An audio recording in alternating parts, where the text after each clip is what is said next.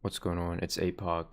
A lot of people have liked my timer object I released a while ago, and I've made some major changes to it. It was kind of complicated to use last time. Now it's super simple to use, and also added some cool things like getting how many seconds is left and stuff like that. So to add it, you simply download it and then drag this into Lens Studio. So you're dragging the Apoc timer.lso into Lens Studio. It will add this for you. There's nothing you need to do here. Don't even click it.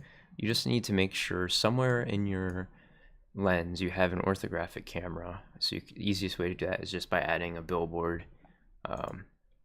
And you can remove the sprite inside it if you're not using that. But there's a good chance you already have a billboard or something, so you won't even need to do this step. So once it's in here, you can go to the timer script. And inside the timer script, I put a little how to use starting, stopping, getting current time. So it says starting, global.start timer seconds type. Type are strings, stopwatch or countdown. Stopping is global.stop timer, then callback. Callback is not necessary. But if you add a callback, it's the name of the function, which has to be a global function, I believe. And then the parameters come after that. So if I'm starting another timer, global.start timer, comma 10 comma stopwatch, and to get the global seconds you just do global.timer seconds, and I believe that prints out a number, so make sure if you're printing that in the console that you convert it to a string. Alright, so I'm going to add a script to the camera here, and we're going to add a new script, and on tap this one is going to run, and then inside here it's simple as just typing global.start timer and however many seconds as a number. So we are going to do 2 minutes, not 2 minutes, we're going to do 2 minutes as 100, which is 120 seconds. It only takes a second input because that was the simplest way to do it, and it's not hard to convert minutes to seconds. And then as a string you want stopwatch or countdown. Stopwatch counts up, countdown counts down, as you would expect. Alright, so apply, and now when I tap this, it's going to start counting down from 2 minutes. As you can see, it switches over, times it perfectly how it should be displayed for you. And we're going to reset this now and switch it to stopwatch. There's no way to set the stopwatch to infinite. Like I know most of the things in Lens Studio you can do like -1 if you're playing something to make it run infinitely. I didn't add that in this. If you want it to run infinitely, just set it to a really high number, and you have to stop it manually sometime. You can't have it run forever. So yeah, that's just something to note. We're going to switch this over to stopwatch now, and as you can see, it starts counting up. And it does the whole minutes thing, everything, both ways. So it displays it right.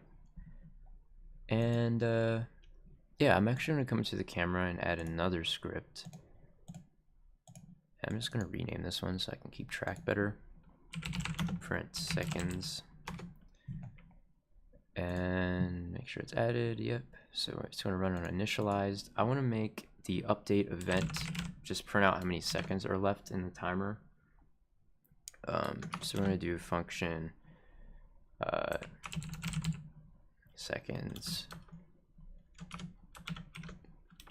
and then we're going to do print string global.timer seconds, and then I believe it's var event equals script.create event parentheses update event. I think that's it. And then event.bind seconds. I think that's it. I don't want to hit apply, so I'm actually going to go in here. I believe I had open right here. Yeah. So it's update event, capital U, event.bind, print time. Oh yes, it needs to take the input of print data also. Event data, I mean. Actually, I don't think that's needed, but we're going to add it anyway. So we have seconds, update event needs to just be U, and change this typo there, apply. So now it says 0. This is running an update event. Not good, but we're gonna hurry up and start the timer. You can see it's changing 1, 2, 3. It gets what the time it's at, not how much time is left. So if you scroll down here, it's kind of fighting me to show you, but as you can see, it's equaling 13 when it flashes up there. I'm actually going to remove this. Oh, it wouldn't let me, it's not letting me remove it. Okay, just gonna remove all this because we don't want it to crash on us. So as you can see, it counted all the way up right there. I think, yeah, I reset it or whatever. But yep, so there you have it. That's how you use the timer object. Also, you can do global dot stop timer to stop it. And again, this takes a callback if you want to. So thank you guys for watching. Hope you all use this object. Hope it helps you. If you need any help, feel free to message me wherever you find me. And yeah, see you guys next time.